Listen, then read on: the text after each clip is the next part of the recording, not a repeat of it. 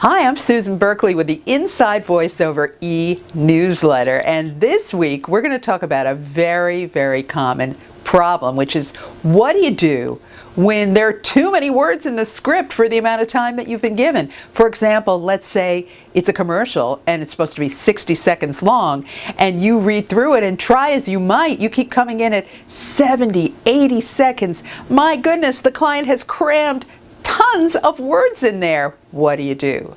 Well, let me give you some tips. Before you call the client and ask them to cut the copy, or before you try to edit it yourself, the first thing that you do is you want to make sure that you mark the copy for breathing, where you're going to breathe, because you're going to be going along at a really good clip. So I will often get rid of all the commas and the periods and mark my breath points with just a little up arrow on the script.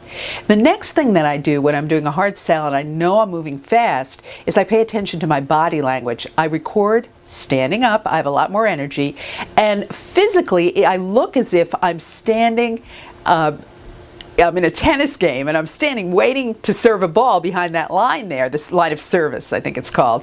And so you have that kind of like stance like this, and that does give me a lot more physical energy, which translates into my speed of speech.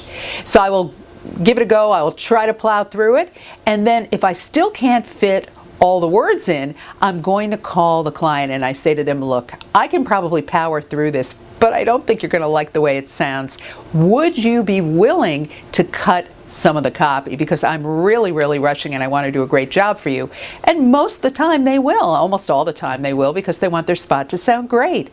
Do not try to edit the copy yourself. You don't get paid for that. That's not your job. So call it to their attention. I'm sure they're going to help you out. And good luck to you. I'll be back next week with more on Inside Voiceover.